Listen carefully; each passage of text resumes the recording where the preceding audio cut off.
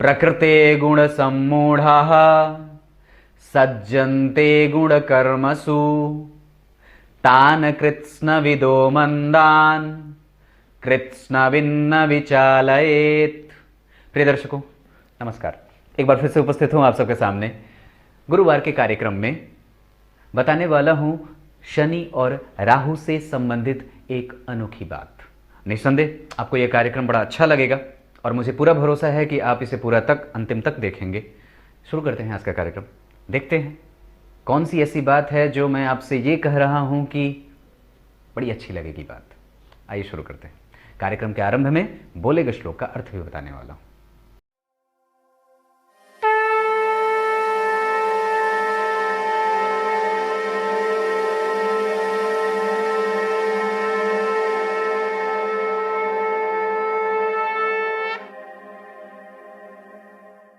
आइए अब आपको सीधे विषय पे लेके आता हूं। बात सिर्फ इतनी है और वो ये है कि बड़ी ध्यान से समझना होगा और बिल्कुल सामने से एकदम कान सटा के यही देखने वाली बात है। इधर देखिए कि जन्म कुंडली में अगर शनि और राहु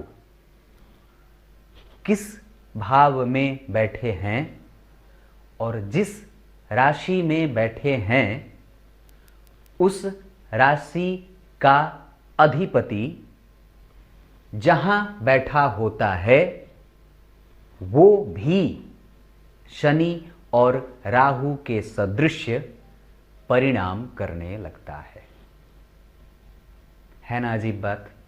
और एक बात बताता हूं, जरा ध्यान से समझिएगा। ये प्रकृति के प्रत्येक जन्म कुंडली के प्रत्येक नियम में लागू होगा।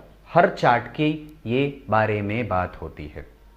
जहां कहीं भी एक साथ शनि और राहु बैठे हों उस भाव का अधिपति जो गुरु, जैसे मान लीजिए आपके किसी भी चार्ट में शनि राहु एक साथ बैठे हैं किसी एक भाव में, और उस राशि में उस राशि का जो अधिपति अगर जिस भाव में बैठा है, जैसे मैंने ये मिथुन लग्न की कुंडली बनाई है, क्लियर है, और मिथुन लग्न की कुंडली में लग्न के अधिपति बुध कहीं भी बैठे हों उसे हमें कुछ भी लेना देना नहीं है। हमारा लेना देना किससे है? हमारा लेना देना सिर्फ अपने लोगों से है। और वो हमारा अपना कौन होगा? जो हमें भा जाएगा। और वो हमें ढूंढना कौन है? किसे ढूंढना है? वो हमें ढूंढना है कि हमारी कुंडली में ये दोनों एक साथ ही बैठे होने चाहिए, इधर उधर नहीं। दृष्टि का संबंध होगा तो कब बात नहीं बनेगी, साथ में होने चाहिए। और वो अगर एक साथ बैठे हों चाहे जिस भी भाव में, अब जो अंक यहां लिखा है तो जिस अंक के अधिपति जो अंक है उस अंक के अधिपति जहां भी बैठे हैं ना, जैसे गुरु को हमने यहां बिठा दिया, तो अब गुरु भी इनके जैसा ही परिणाम देने वाले होंगे। तो अब परिणाम कैसा मिलेगा, अब इसको समझाता हूं। जहां भी बैठे हैं, सप्तम भाव में शनि राहु बैठेंगे तो कई बार लोग ये कह देते हैं कि ये दांपत्य को खराब करने वाला होता है, पर इस पे एक अलग कार्यक्रम में लेकर के आने वाला हूं जो आपके इस संशय को दूर करने वाली बातों में शामिल हो जाएगी। पर बात यहां यह है कि अगर गुरु जहां भी बैठे हों और अगर मान लीजिए कोई भी राशि में वो ग्रह दोनों बैठे हैं शनि राहु, तो अब वो ग्रह भी निगेटिव अप्रोच करने वाला हो जाता है, अब वो भी नकारात्मक हो जाता है। पर वस्तुतः आपको यही बात पहचानने वाली है, और वो क्या कि क्या वो दोनों ग्रह निगेटिव बन रहे हैं। अगर वो शनि स्वग्रही होकर के 11 नंबर की राशि में या 10 नंबर की राशि में राहु के साथ बैठेंगे तो वो खराब नहीं होगा। अगर भाग्य भाव में शनि राहु बैठे होते तो ये खराब नहीं होता। अलग बात है कि इनका नैसर्गिक जो गुण है वो जरूर दिखाएंगे, पर ये भाग्य के लिए कमजोरी के जगह पे मजबूती वाली बात भी हो जाएगी। अगर ये दोनों ग्रह अच्छे भाव में बैठे हों, जैसे त्रिकोण में या त्रित्रिकोण या त्रिकोण में या केंद्र में बैठे हो रहे हैं, शनि राहु का प्रभाव अच्छा है, वो स्वग्रही है या उच्च के होकर के राहु के साथ बैठ रहे हों शनि, तो ऐसी स्थिति में जिस राशि में ये दोनों ग्रह बैठे हों उस राशि का अधिपति जहां बैठा होगा वहां भी वो अच्छा परिणाम देगा।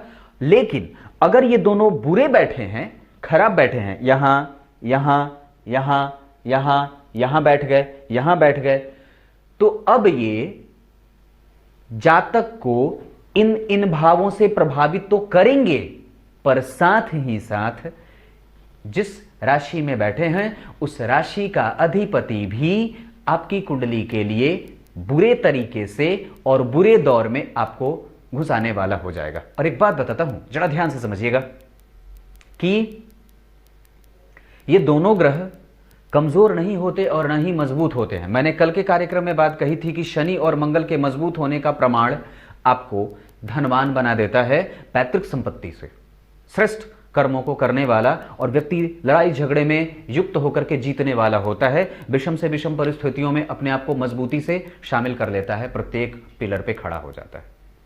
पर इनके लिए इनका मजबूत होना कई बार आवश्यक भी हो जाता है। किसके लिए? लड़ने के लिए, अपने आप को मजबूत करने के लिए, उस चीज में साहस भरने के लिए। मतलब आपके पास आपकी ऊर्जा कहां से आती है? गर्मी से ना। गर्म ग्रह कौन है? मंगल है। अगर वो ठंडा रहा तो ठंडा ही रहेगी, और अगर गर्म रहा तो गर्मी रहेगी। बस इतनी सी बात है। इसको समझने के लिए आपको यह देखना चाहिए कि वो दोनों दरअसल जो शनि मंगल हैं या शनि राहु जो बताया मैंने, वो किस भाव में बैठे हैं और कैसे भाव में बैठे हैं। जैसे यहां पे होता है तो कई बार वो पितृदोष भी बनाता है, पर उसकी चर्चा मैं नहीं कर रहा। 8वें में होते हैं तो रोग संबंधी समस्याओं को देने वाले होते हैं। पर यही बात है कि इस भाव का अधिपति जहां बैठा है वो भी निगेटिव हो जाता है। पर अगर वो अच्छे भाव में बैठे हैं और उनकी स्थिति अच्छी बन रही है, अगर उस पर लग्नेश की दृष्टि पड़ जाती हो, उस पर देवगुरु बृहस्पति की दृष्टि पड़ जाती हो, उस पर चंद्रमा की दृष्टि पड़ जाती हो, उस पर शुक्र की दृष्टि पड़ जाती हो, उसके साथ बुध बैठे हो, किसी अच्छे भाव के अधिपति या स्वग्रही बुध के साथ ये दोनों बैठे हों, तो अगर बुध भी यहां बैठेंगे तो वो या तो नेगेटिव हो जाएंगे, या अगर बुरा रहा तो बुरा, अगर अच्छा रहा तो अच्छा। एक बात और आपके दिमाग में उतार देता हूं, बिल्कुल फ्रेम की तरह।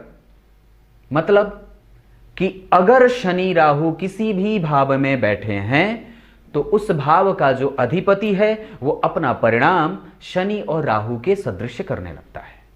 बस इतनी सी बात थी, दिमाग में बात उतर गई होगी। और अगर जो नहीं उतरे तो एक दो बार और देख लेना, बात समझ में आ जाएगी। अब क्या बताऊं, बात इतनी सी थी, आप लोगों को बता दिया।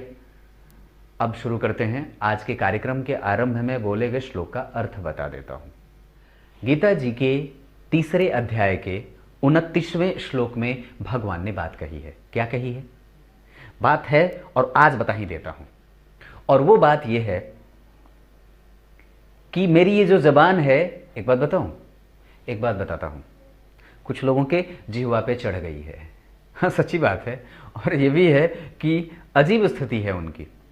अब एक बात समझने वाली है। कोई भी मूढ़ और अज्ञानी है, उसको कभी ये ना बता देना आपकी कर्म करने का कोई फल नहीं होता या मतलब नहीं होता। दरअसल ये उन लोगों के लिए है जो अपने आप को बुद्धिमान और विद्वान समझते हैं। अगर आप खुद को जानकार समझते हो, श्रेष्ठ समझते हो, समझदार मानते हो, तो कभी भी जो मूढ़ और अज्ञानी है, जो मूर्ख है, जो जड़ बुद्धि है, जिसको गीता का ज्ञान नहीं है या फिर जो समझता नहीं है, उसे ये ना बता देना कि नहीं, कर्म करने का कोई फल या कर्म करने का कोई मतलब नहीं होता है। उसे अकर्मण्य बनने का पाठ कभी ना पढ़ाओ, क्योंकि सबसे ज्यादा सर्वोच्च जो ज्ञान होता है वो ज्ञान का दान होता है, और सबसे जो बेहतर बात होती है वो ज्ञान में होती है।